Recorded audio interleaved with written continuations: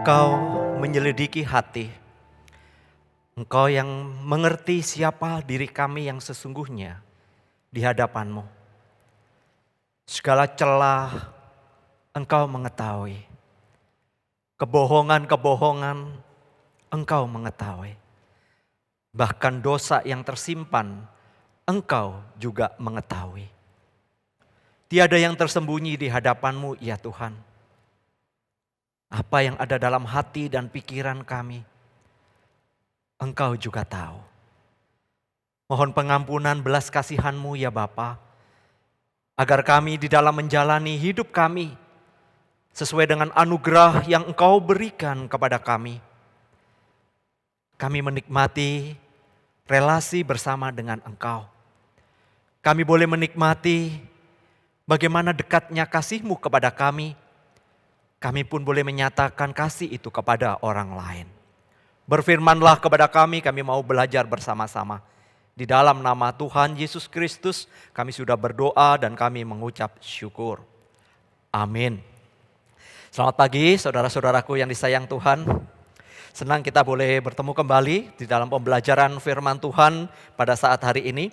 Mari kita boleh melihat satu bagian firman Tuhan dari Esra pasal yang ke-7, ayat yang ke-10 saja kita baca. Mari kita boleh membaca bersama-sama 1, 2, 3. Sebab Esra telah bertekad untuk meneliti Taurat Tuhan dan melakukannya, serta mengajar ketetapan dan peraturan di antara orang Israel. King James memberikan satu terjemahan yang menarik. Saudara bisa membacanya dengan yang saya berikan warna biru, artinya itu yang akan kita pelajari, kita spesifikkan untuk melihat bagian ini. Saudara, di era digital ini kita itu sangat bersyukur sekali. Kita mendapatkan informasi itu cepat, kita mendapatkan informasi itu bisa kita cek and recheck ketika apakah itu berita bohong atau kemudian itu hanya mainan, kita bisa mengeceknya. Saudara misalnya berkenaan dengan yang namanya manfaat-manfaat yang boleh diketemukan melalui sebuah penelitian, melalui sebuah riset. Entahkah itu dari buah-buahan atau kemudian mungkin dari sayur atau mungkin juga dari tanaman-tanaman tertentu. Saudara kita bisa melihatnya, kita bisa mengeceknya apakah itu benar-benar sudah melalui proses yang namanya penelitian yang akurat. Memang saudara di dalam banyak penelitian yang terjadi di dalam sekitar kita itu, entahkah itu yang bertujuan eksploratif, menggali sesuatu, atau kemudian misalnya pengembangan ilmiah, penelitian-penelitian yang sebelumnya pernah dilakukan tetapi kemudian menemukan hal-hal yang baru. Demikian juga saudara-saudara kita juga boleh melihat semua itu dikerjakan dengan cermat, tidak main-main, butuh waktu, butuh proses. Dan semua bertujuan untuk kebaikan manusia. Bermanfaat di dalam kehidupan manusia. Tentu saja itu adalah bermanfaat buat kesehatan kita. Khususnya kalau itu adalah berkenaan dengan yang disebut dengan herbal. Nah saudara-saudara, pertanyaan berikutnya adalah bagaimana dengan kesehatan rohani kita? Bagaimana dengan kesehatan spiritual saya? Saya sebagai seorang Kristen, apakah saya adalah seorang Kristen yang sehat? Apakah saya seorang Kristen yang juga bersemangat untuk meneliti firman Tuhan seperti penelitian-penelitian riset itu? Apakah saya sebagai anak Tuhan benar-benar cinta Tuhan? Maka saudara, saya memberikan gambaran saja sekilas tentang keberadaan orang-orang Kristen, dan ini konteksnya research yang diadakan di Amerika. Research yang diadakan di Amerika, beberapa research, ini bukan untuk Indonesia, gitu saja. Jadi ini hanya untuk luar, bagaimana saudara-saudara research ini berbeda-beda memang, tetapi kebanyakan ditujukan kepada orang-orang Kristen. Nah saudara, ketika penelitian atau research ini dikerjakan, pertanyaan pertama yang dilontarkan kepada para responden itu begini saudara. Apakah saudara mencintai Yesus? Itu pertanyaannya saudara. Maka terjawab seluruh responden dalam penelitian itu, research itu 90% mengatakan mereka cinta Yesus. Nah kalau sekarang kita yang hadir di tempat ini, kalau dilakukan hal yang sama, apakah saudara mencintai Yesus? Saya yakin saudara akan menjawab dengan cepat, yes, saya mencintai Yesus. Tetapi saudara, pertanyaan yang berikutnya yang dilontarkan adalah, bagaimana kamu menunjukkan cintamu itu kepada Yesus? Apakah kalian, apakah Anda membaca Alkitab, menyelidiki Alkitab? Apakah saudara benar-benar serius merenungkan firman Tuhan, melakukan saat teduh setiap hari? Nah itulah saudara. Pertanyaan yang kedua, ternyata jawabannya munculnya begini saudara. Karena ini beberapa tempat yang dilakukan. Mereka mengatakan 10% itu menjawab, yes, setiap hari kami membaca firman Tuhan. 26% mengatakan, ya beberapa kali aja deh dalam seminggu gitu ya. Jadi seminggu itu ya mungkin sekali, 2 kali, ya lumayan lah. 14% mengatakan sekali seminggu, pokoknya tiap minggu aja. Padahal saudara, riset ini, penelitian ini tidak untuk yang minggu. Jadi yang minggu tidak dihitung. Minggu udah pasti kan pendetanya ngomong, yuk buka firman Tuhan, pasti buka dong gitu ya, pasti baca dong. Nah ini minggunya dibuang, nggak boleh, nggak masuk ikutan. Maka dikatakan sekali seminggu, 22% mengatakan sekali sebulan. Oh sekali sebulan. Saudara-saudara 18 mengatakan jarang-jarang lah, nggak pernah lah gitu ya. Atau 3 bulan sekali lah gitu ya. Kalau itu kira-kira disurvei di tempat ini buat saudara, kira-kira masuk yang mana saudara? Setiap hari, yang bolong-bolong, yang kemudian sebulan hanya sekali, atau setahun sekali? Saudara yang tahu jawabannya, saudara yang ngerti. Saudara inilah yang kemudian melatar belakangi apa yang kita baca hari ini tentang kitab Esra. Saudara, Esra ketika melihat yang terjadi dengan kehidupan orang-orang Israel, hatinya menangis, hatinya sedih. Umat ini sudah dihukum oleh Tuhan. 70 tahun mereka dibuang, mereka tercerai-berai. Saudara, ketika mereka diizinkan pulang setelah masa 70 tahun itu, mereka, saudara, tidak juga bertobat. Saudara kalau membaca dari pasal 1 kitab Esra ini, pasal 1 ya, sampai pasal 6, saudara-saudara itu dipimpin oleh Zerubabel pulang ke Yerusalem. Saudara kemudian pasal 7 itu dipimpin oleh Esra. Nah yang menarik, dari pasal 1 sampai 6, pasal 6 pindah ke pasal 7, itu kurang lebih masanya adalah 60 tahun dari rombongan yang pertama. Artinya ketika saudara masa yang jauh ini, mereka yang diizinkan pulang oleh Tuhan melalui Zerubabel, ternyata mereka itu enggak tobat-tobat. Mereka itu enggak sungguh-sungguh, malah saudara malah nih ya. Setelah kemudian zamannya Esra pun sama juga. Mereka tidak sungguh-sungguh bertobat. Nah kondisi inilah yang kemudian menjadi beban buat Esra, membuat yang namanya restorasi rohani. Dia mulai dengan menyelidiki dulu, karena dia adalah seorang ahli yang memang ahli kitab suci. Esra memang adalah pakar tentang kitab suci. Saudara, dia kemudian mempelajari kembali, mendorong orang-orang Israel untuk kembali membaca, untuk menghidupi dan kemudian melakukan apa yang Tuhan boleh katakan. Nah kalau kita melihat saudara-saudara inilah petanya, maka yang hijau itu supaya dapat gambaran saja tentang kitab Esra, bagaimana Tuhan memulihkan mereka yang warna hijau, garis hijau itu adalah rombongan yang pertama, kemudian yang warna merah agak muda itu adalah rombongan yang dipimpin oleh Esra, kemudian rombongan yang ketiga itu dipimpin oleh Nehemia yang warna merah dan kemudian jalurnya ikutin yang merah muda. Jadi saudara ketika mereka diizinkan oleh Tuhan untuk kembali ke negeri mereka, ke Yerusalem, tetap saja kualitasnya tidak ada. Yang dimaksud kualitas ini adalah kualitas spiritualnya. Pengenalan akan Tuhannya itu benar-benar saudara sangat rendah. Karena mereka masih juga melakukan dosa. Maka saudara ayat yang ke-10 yang kita baca tadi mengatakan, sebab Esra telah bertekad untuk meneliti Taurat Tuhan, untuk melakukannya, serta untuk mengajar ketetapan dan peraturan kepada segenap umat. Nah saudara kalau kita lihat di dalam bagian ini, mari kita lihat satu persatu terlebih dahulu. Apa itu tentang bertekad. Saudara, saya tergelitik ketika hanya satu bagian ini tetapi kemudian kuat sekali message berita yang ingin disampaikan kepada kita, khususnya para pembacanya. Saudara, Ezra bertekad. Apa kata bertekad di dalam bagian ini? Karena inilah menjadi satu porsi dasarnya. Ini menjadi satu basic pijakan yang kuat untuk melakukan yang berikutnya. Nah, saudara, bertekad itu, saudara, kalau di dalam terjemahan aslinya memakai kata head prepared. Saudara, berdiri tegak lurus.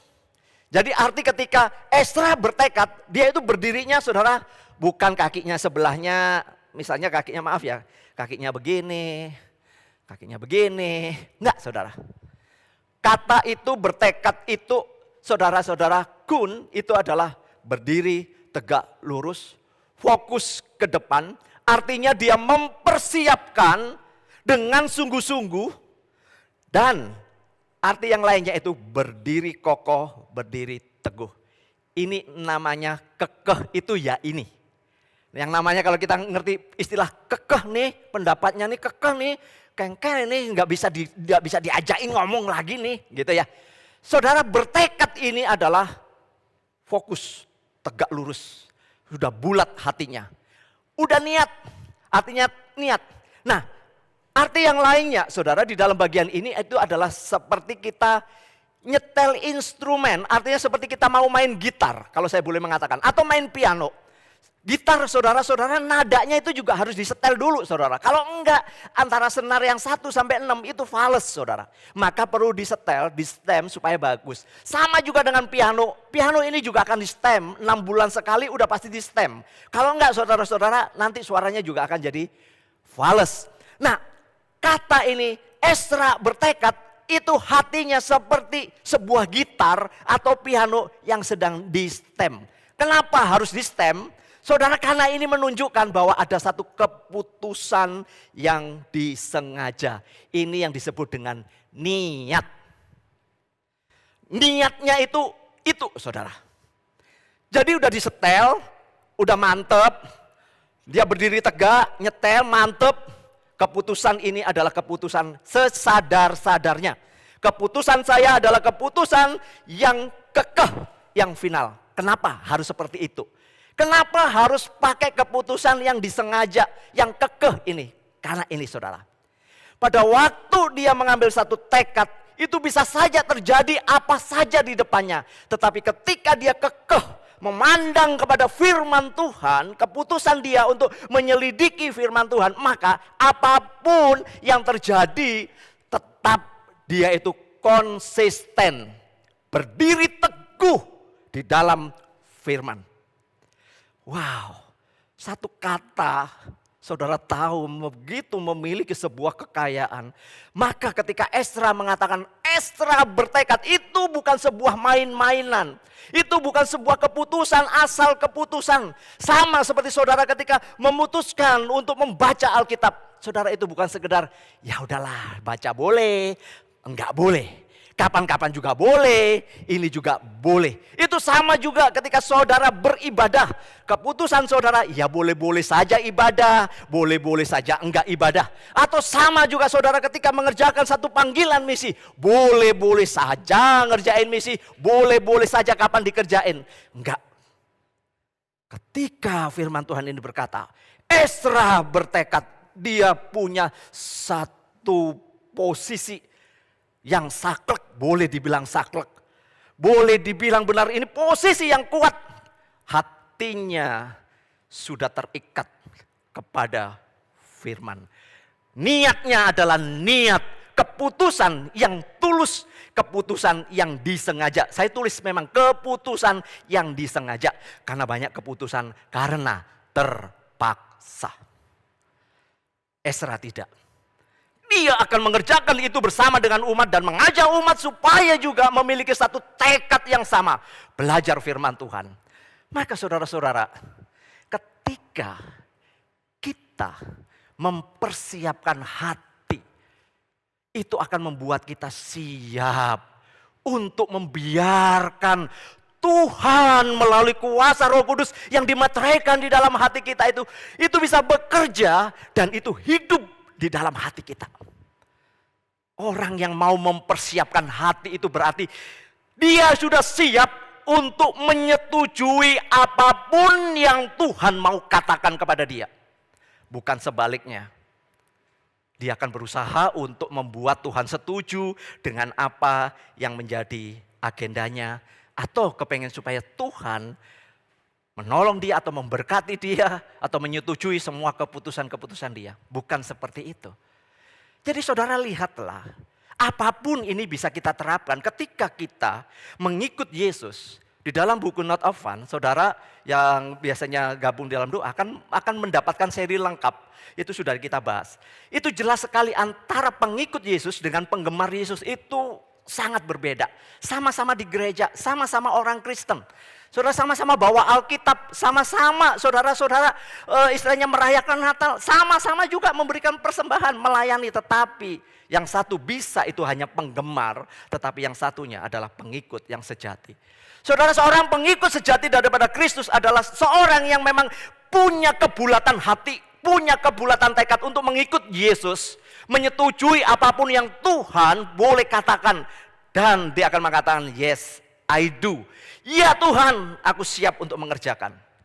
Maka sekali lagi, ketika kita berbicara misalnya, berbicara tentang membaca Alkitab. Saudara, itu adalah sebuah keputusan saudara yang benar-benar dibuat dengan sadar dan saudara memang rindu untuk benar-benar menggali kebenaran firman dan kemudian saudara digali oleh firman Tuhan. Ketika Anda mengambil satu keputusan untuk pelayanan, melayani dalam apapun, saudara juga harus berani mengambil satu keputusan, berdiri tegak untuk mengerjakan. Karena konsekuensinya saudara akan kehilangan banyak waktu.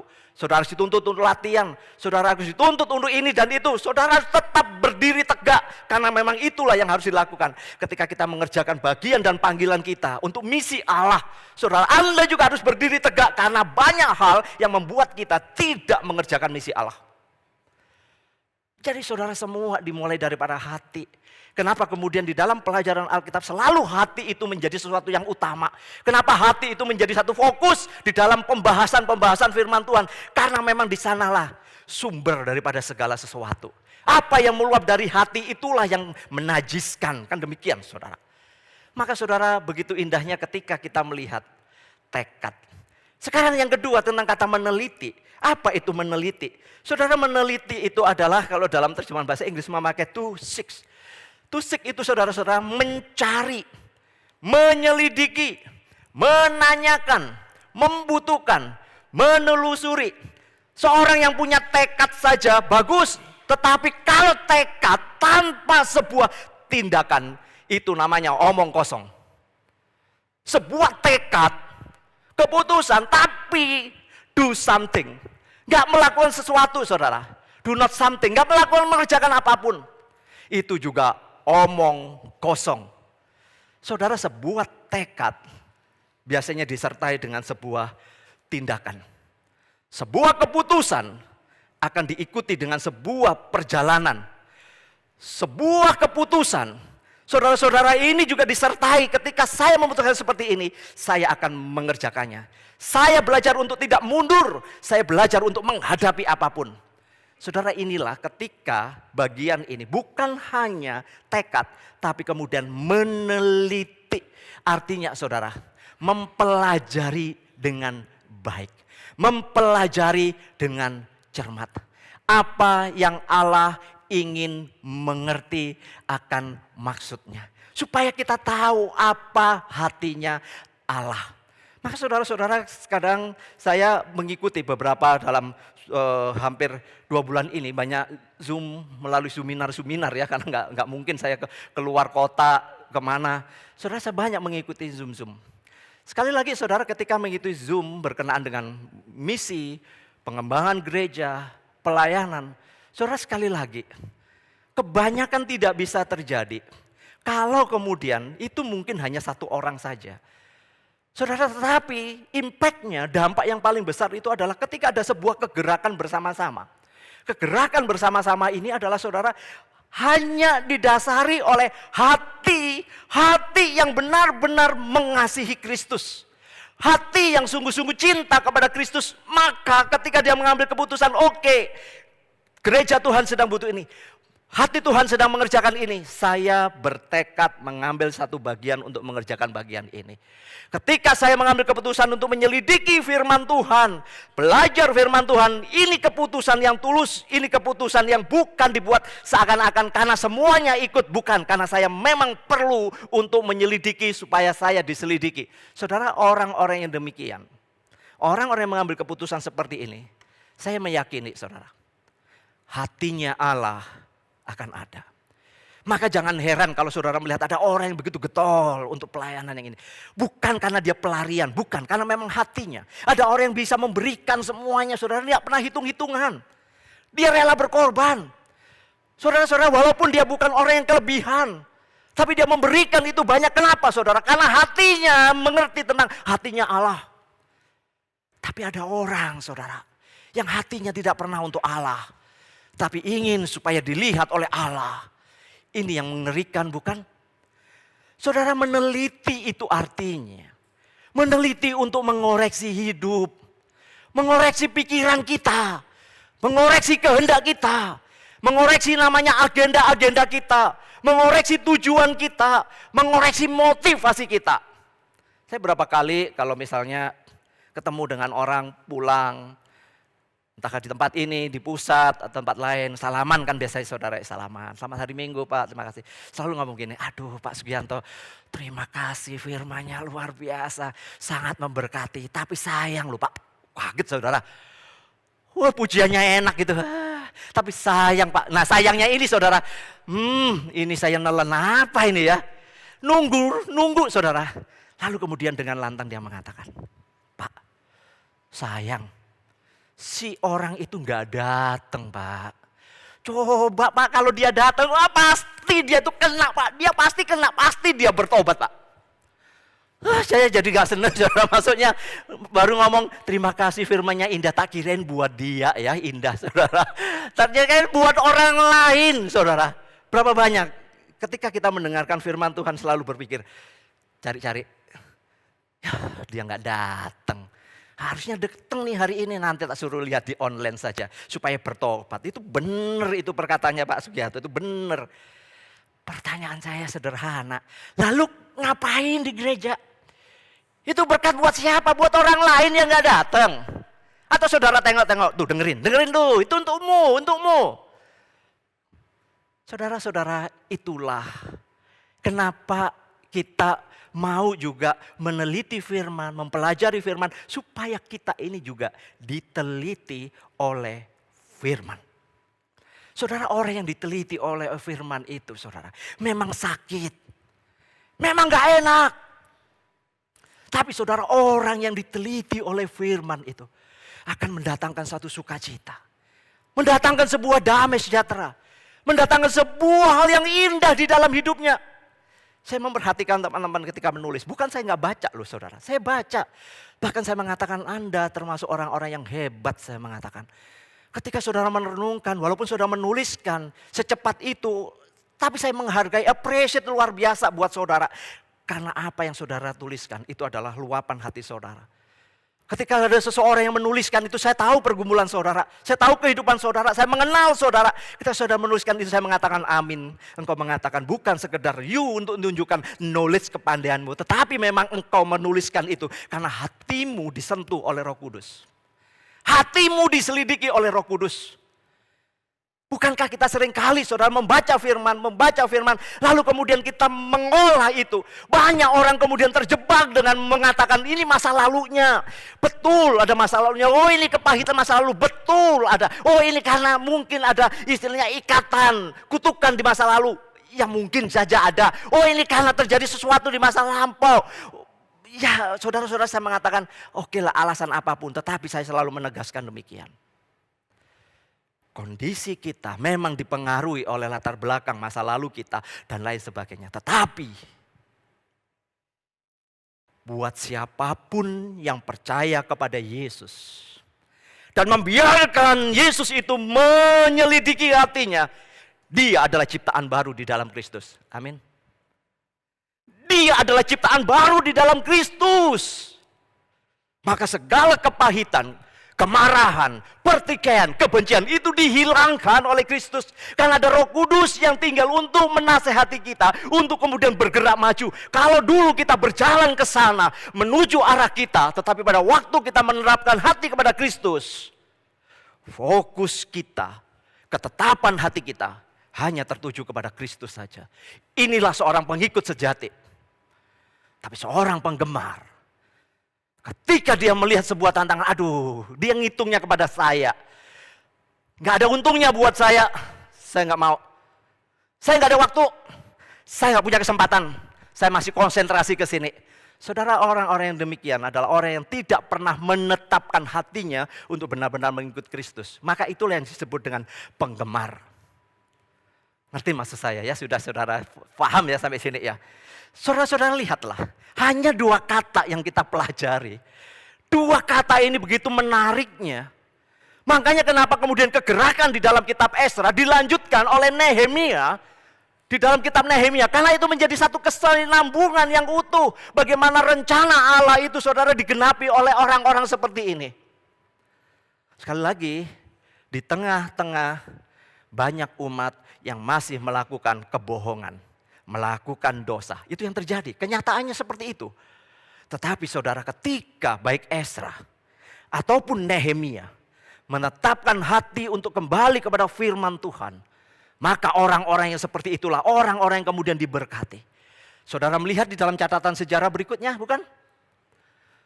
Ketika mereka tidak taat, 400 sampai 500 tahun itu disebut dengan masa kekelaman. Karena sepulangnya mereka tidak bertobat sungguh-sungguh. Ketika orang-orang yang setia kepada firman ini telah meninggal, Esra sudah nggak ada lagi. Generasi-generasi berikutnya adalah generasi yang tidak pernah meneliti firman, tidak pernah menyelidiki firman, tidak pernah menetapkan hatinya untuk firman.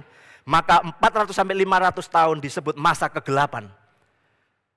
Dan terang itu muncul ketika Yohanes Pembaptis memberitakan berita bahwa Mesias akan datang. Saudara lihat nih masanya. Ketika Yesus datang, kita membaca bagaimana dunia gempita pada waktu itu. Yesus dialukan. Yesus benar-benar menunjukkan bahwa dirinya adalah Allah. Tapi kemudian saudara, ketika Yesus naik kembali ke sorga, digantikan oleh para rasul. Kemudian berganti lagi zamannya, saudara, murid-murid rasul. Di dalam gereja mula-mula, di dalam gereja abad-abad permulaan. Saudara melihat, mulai terjadi lagi penyimpangan-penyimpangan. Mulai terlihat lagi ketidaksetiaan kepada firman Tuhan. Maka yang terjadi saudara, banyak sekali aliran-aliran kekristenan. Bahkan kemudian aliran-aliran itu adalah aliran-aliran yang tidak sesuai dengan firman Tuhan. Kenapa? Karena orang tidak teliti, tidak mau meneliti kembali firman Tuhan. Dan tidak menyediakan dirinya diteliti oleh firman Tuhan. Maka saudara, saya boleh menyatakan demikian. Membiarkan Tuhan untuk meneliti hati kita, itu sama dengan memberikan ruang yang luas bagi Yesus untuk tinggal di dalam hati kita. Amin. Amin. Baca sama-sama, ayo baca sama-sama. 1, 2, 3. Membiarkan Tuhan meneliti hati kita adalah sama dengan memberikan ruang yang luas bagi Yesus untuk tinggal dalam kita. Itu sama ketika kita membukakan pintu untuk Yesus. Yesus akan masuk dan dia menengok, di mana ruangannya? Di sini aja Tuhan. 2 kali 1. Iya. Ruangan yang luasnya mana? Oh jangan Tuhan, itu private buat saya. Saudara, ini yang terjadi di dalam kehidupan kita. Kita memang percaya Yesus, menerima Yesus, tapi ruangan untuk Yesus terlalu kecil, terlalu sempit. Yang lainnya itu banyak hidden room. Banyak ruangan-ruangan yang tersembunyi, seakan-akan Tuhan jangan lihat itu deh. Oh ini jangan, ini gak boleh disentuh. Ini soal waktu saya gak boleh disentuh oleh Tuhan. Ini soal uang saya jangan disentuh. Ini soal kehormatan saya jangan disentuh. Ini soal kenyamanan saya jangan disentuh. Tuhan cukup yang di sini saja. Cukup di sini saja. Saudara, betapa kerdilnya pemikiran kita kalau demikian. Bukankah Allah adalah Allah yang maha mengetahui? Bukankah Allah adalah Allah yang menyelidiki? Engkau mengetahui ketika aku duduk, ketika aku berjalan, ketika aku berbaring, engkau mengetahui pikiran-pikiranku. Bahkan Tuhan Yesus mengatakan, apa yang keluar dari hatimu, itulah yang menajiskan kamu. Artinya, kita memiliki Allah adalah Allah yang menyelidiki hati dan mengetahui hati kita. Maka ketika saudara ditanya oleh Tuhan, apakah engkau mengasihi aku? Ketika banyak hidden room yang terjadi saudara, kita akan mengatakan, iya aku mengasihi. Tapi sesungguhnya, saudara, Tuhan tahu maaf kebohongan kita.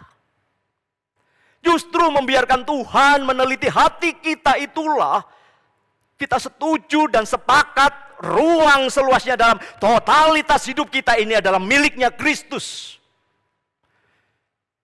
Maka orang-orang yang menjadi milik Kristus dalam hidupnya saudara, dia akan menjadi berkat bagi orang lain. Dalam pikirannya, perkataannya, perbuatannya, sikapnya dan lain sebagainya. Melalui firman-Nya itulah kita berhadapan langsung sesungguhnya dengan dosa-dosa kita. Bagaimana mungkin kita bisa bersembunyi ketika ruangan yang luas dalam hidup kita ini dipersilahkan Tuhan masuk. Tuhan tahu kebobrokan kita itu di mana. Tuhan tahu kebohongan kita itu di mana. Tuhan tahu di mana kita menyimpan dosa yang tersembunyi. Tuhan tahu. Tuhan tahu di mana kepura-puraan kita. Tuhan tahu. Karena pada waktu kita memberikan ruangan itu kepada Yesus, Yesus akan melihat semuanya dengan jelas. Bahkan ketika kita menutup diri rapat-rapat, Yesus pun tahu kedalaman hati kita. Oh saudara-saudara, ketika saudara berpikir seperti ini, apa yang saudara mau lakukan? Saudara, kenapa kita seringkali membiarkan diri kita itu adalah orang-orang, membohongi diri kita sendiri? Karena bagian yang berikutnya adalah melakukan firman. Bukan hanya diteliti, tapi dilakukan. Seorang yang saudara menerapkan firman itu dalam kehidupannya sehari-hari. Apa yang sudah dia lakukan, apa yang sudah dia kerjakan, mengetahui. Atau kemudian dia benar-benar memahami, itu sangat berbeda. Mengetahui itu muaranya kepada knowledge, kepada pengetahuan. Tapi orang yang mengenal Kristus itu muaranya kepada relasi pribadi dengan Kristus. Yang satu saudara berhubungan dengan relasi, tetapi yang satu akan berhubungan dengan yang namanya aturan-aturan. Saya pernah mengatakan bahwa kita jadi orang Kristen akan menjadi dua sebenarnya. Apakah memandang kekristenan ini legalitas? Apakah saudara membaca firman Tuhan ini sebagai hukum-hukum yang kemudian mengikat saudara, membuat saudara tidak bisa bergerak? Atau sesungguhnya saudara melihat firman Tuhan ini adalah seperti yang Tuhan Yesus katakan, bahwa firman-Mu adalah kebenaran. Firman-Mu adalah hidup. Apakah kita melihatnya seperti itu? Saudara, hanya kita yang tahu. Kita belajar firman, tapi kalau muaranya kepada knowledge, I know, tapi no do something, tidak mengerjakan sesuatu, omong kosong. Saudara, kita perlu proses, belajar, step by step. Seorang anak, saudara, yang baru bisa merangkak, gak mungkin berdiri, lari sekencang-kencangnya, gak mungkin. Kecuali bayi ajaib dan film, saudara. Tapi seorang bayi itu dia akan berdiri. Mungkin dia akan tidak ada keseimbangan, dia jatuh lagi. Dia belajar melangkah, jatuh lagi.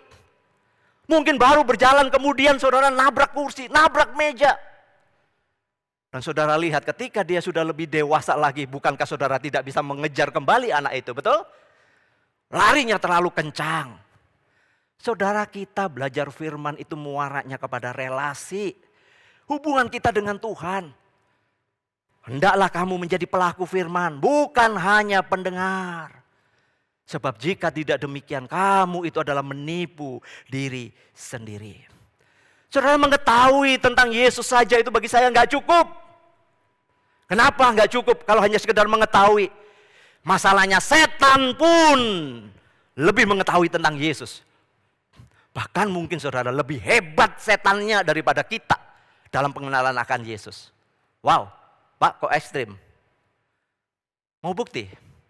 Lihat Matius 4 ayat 1 sampai 11. Saudara, ketika iblis mencobai Yesus, lihat ya. Dia tahu siapa Yesus. Dia mengetahui siapa Yesus. Lihatlah pencobaan yang dilakukan oleh iblis, semuanya diketahui dengan benar. Gak ada yang salah. Bahkan kemudian ketika dia menggoda Yesus, dia memutarbalikkan, mempelintir sedikit ayat. Artinya dia banyak tahu ayat, saudara. Oh, Yesus seperti ini, dikasih ayat seperti ini, saudara. Tapi dipelintir-pelintir. Itu iblis. Hebat bukan? Adam saja sama Hawa bisa jatuh dalam dosa gara-gara apa? Kepelintir kalimat daripada iblis. Yesus tidak pernah menanggapi perkataan iblis bukan? Karena dia tahu memang dia Allah.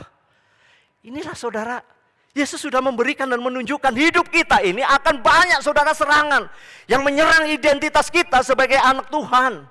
Pertanyaannya, apakah kita adalah orang yang memegang teguh kepada firman Tuhan, berdiri teguh, tegak lurus kepada firman Tuhan, kekeh kepada firman Tuhan, belajar dengan niat yang tulus, lalu kemudian menyelidiki, meneliti dan membiarkan teliti itu untuk mengoreksi hati kita, pikiran kita, perbuatan kita, sikap kita, lalu kemudian menjadikan kita, Yesus, hidupku, seluruh totalitas ini adalah milikmu.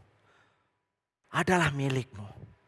Maka Paulus mengatakan, persembahkanlah dirimu sebagai persembahan yang hidup, yang kudus, yang berkenan kepada Allah. Itu adalah ibadahmu yang sejati. Bukan setengah-setengah. Maka saudara lihatlah ketika kita melakukan firman Tuhan dalam kehidupan kita. Sesungguhnya kita sedang memberikan sebuah teladan kepada orang lain untuk melakukannya. Saudara mungkin pernah lihat ya di TikTok atau di apa yang ngerjain orang. Tahu ya, ngerjain orang. Saudara misalnya ngantri sesuatu kemudian dibuat di skenario semua ngantri. Lalu kemudian ketika ngantri saudara ada pengunjung yang baru yang nggak tahu, dia mungkin duduk. Lalu kemudian yang berdiri tadi saudara misalnya tiba-tiba sikap hormat dan lain sebagainya. Mungkin yang duduk masih ngapa-ngapain. Lalu kemudian ini hormat lagi. Saudara yang akhirnya dia ikut juga, ikut hormat. Dia nggak tahu ngapain nih ikut-ikutan. Ngapain nih? Saudara-saudara, itu yang namanya efek psikologis massa. Jadi kalau ada massa bergerak semua berani. Kenapa? Saudara tawuran lebih banyak orang banyak. Nggak pernah tawuran satu-satu, nggak pernah. Ya, tawuran selalu banyak. Kenapa? Nyalinya jauh lebih gede. Nyalinya lebih gede kan? Saudara-saudara, saya boleh mengilustrasikan, memakai analogi ini saudara. Untuk menunjukkan begini, ketika kita menjadi pelaku firman. Orang lain itu melihat saudara sebagai orang Kristen yang benar-benar melakukan firman. Ketika saudara melakukan satu kebaikan kepada orang, saudara tulus banget kepada orang itu. Sehingga orang yang lihat itu gini, kenapa ya kamu melakukan itu? Dan di dalam ujian waktu benar-benar ketemu, saudara memang orang yang tulus banget.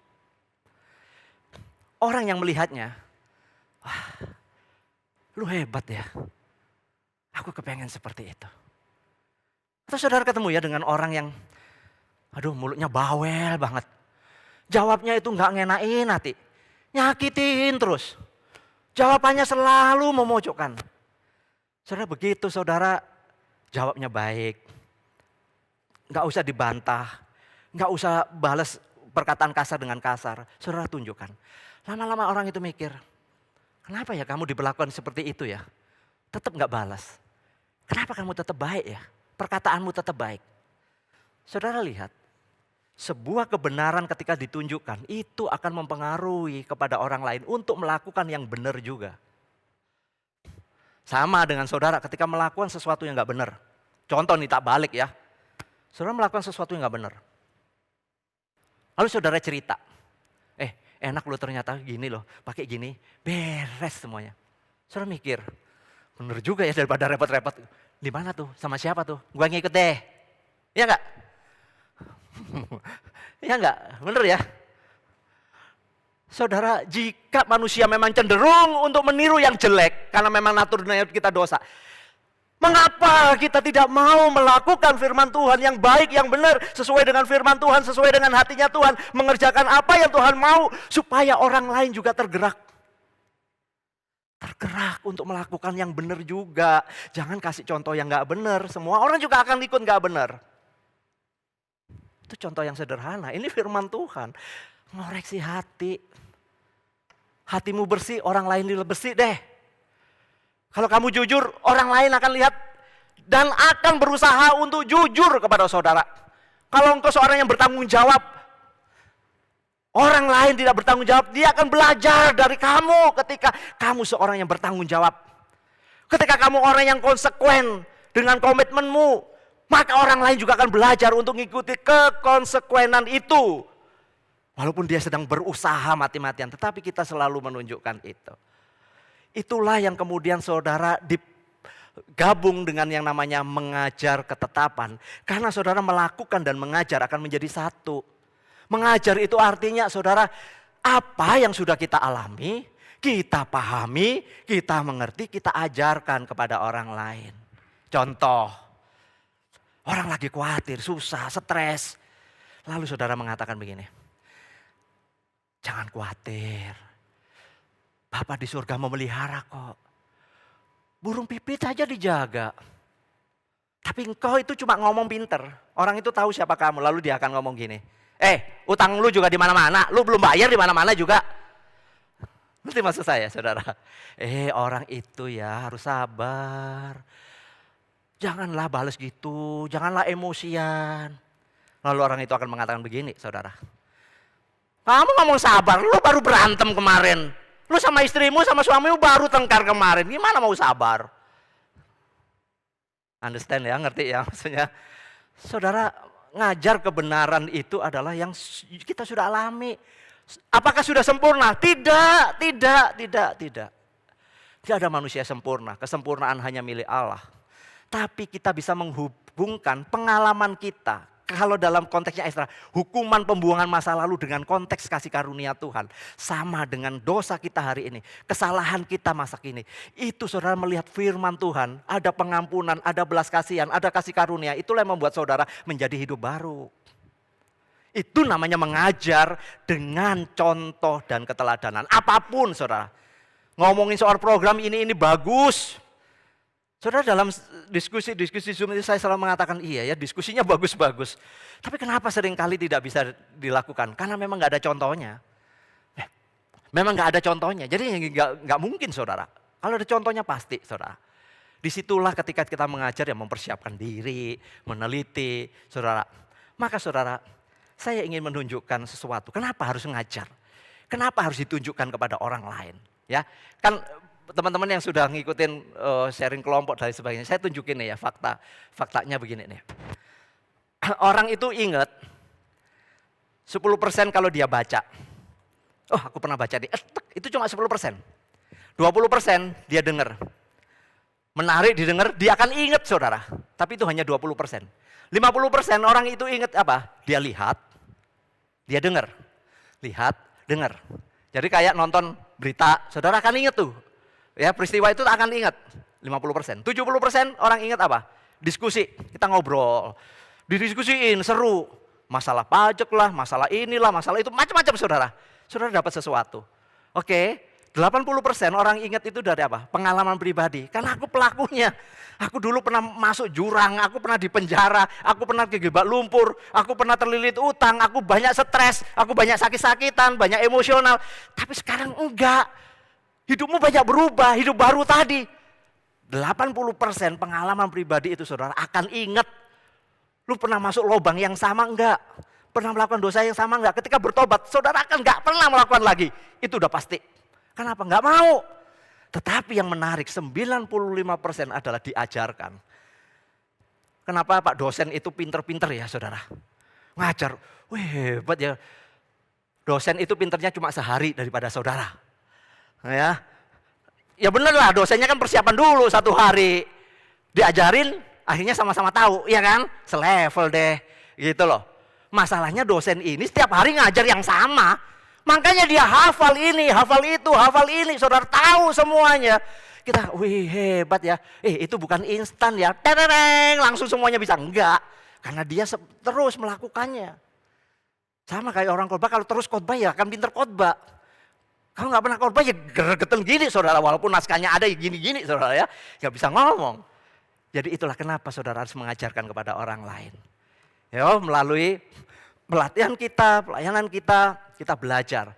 Maka kesimpulannya gini, tujuan menyelidiki firman Tuhan itu bukan untuk informasi. Melainkan sebuah transformasi. Transformasi hidup kita, agar kita dapat memuliakan Tuhan, menjadi berkat bagi orang lain, mengajar kebenaran kepada orang lain. Artinya saudara misalnya terpanggil untuk pelayanan, kenapa saudara melayani? Karena saudara sudah mengalami sebuah transformasi.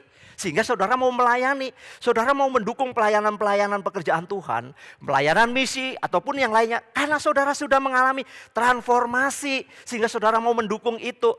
Saudara mau membantu orang lain, menolong orang lain, penuh belas kasihan kepada orang lain. Karena saudara mengalami transformasi. Tapi selama saudara belum mengalami transformasi, mau disuruh kayak apapun juga nggak bisa. Nah, orang mengatakan gini, Pak itu perlu didoakan Pak. Terus ditengkingin Pak, didoakan. Saya mengatakan kalau dia belum dijamah oleh Yesus, tidak terima Yesus, tidak sungguh-sungguh Yesus, mau 10 pendeta pun juga nggak akan pernah. Orang itu mau digerakkan kayak apapun kepada tujuan ini, tujuan itu. Tapi kalau hatinya tidak pernah disentuh oleh Kristus, ya saudara buat capek sendiri. Maka saya boleh menyimpulkan demikian saudara. Apa arti hidup dalam firman? Hidup dalam firman itu adalah dimulai dengan keputusan yang disengaja.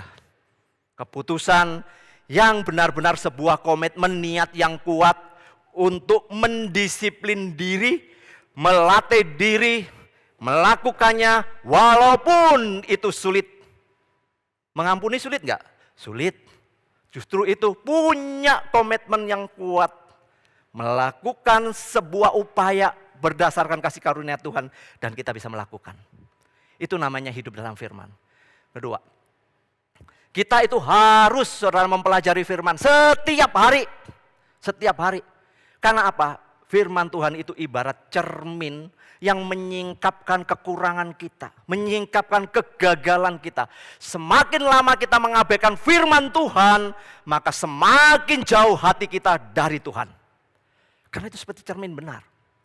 Maka hati saudara yang terbakar karena saudara benar-benar bercermin kepada firman, membiarkan firman menyelidiki. Tetapi kalau saudara ogah-ogahan, ogah ibadah, ogah baca Alkitab, ogah baca doa, ogah macam-macam, saudara mungkin saudara hatimu memang gak pernah terpaut kepada Tuhan. Maka saudara-saudara, saya menyimpulkan bagian ini adalah seperti ini. Ketaatan itu adalah bukti daripada iman kita. Bukti bahwa Roh Kudus itu sedang bekerja di dalam hati saudara. Ketaatan itu adalah penerjemahan firman Tuhan di dalam kehidupan kita. Maka pelajari firman Tuhan, lalu kemudian lakukan apa yang Tuhan katakan, dan kuasa Roh Kudus itu yang akan menolong kita. Karena kita diberikan Roh Kudus di dalam hati kita masing-masing, itu yang akan menolong kita.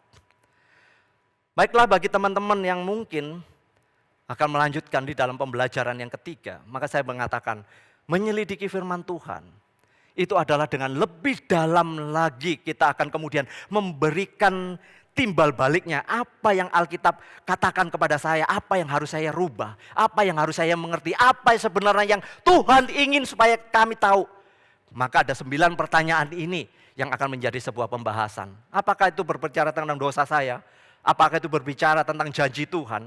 Apakah itu berbicara tentang sikap kita, perilaku kita? Apakah itu berbicara tentang perintah yang harus kita lakukan? Apakah itu berbicara tentang keteladanan? Apakah itu berbicara tentang doa? Apakah berbicara tentang error kita, kesalahan kita? Apakah berbicara tentang kebenaran yang memang harus kita tunjukkan? Atau sesuatu yang membuat kita bisa bersyukur? Itulah pembelajaran kita. Saudara, itulah cara untuk menyelidiki firman. Maka hari ini mari kita bersama-sama tetap semangat. Buktikan iman kita bahwa kita adalah pengikut Yesus sejati, bukan penggemar. Mari kita boleh menyanyikan satu pujian respon.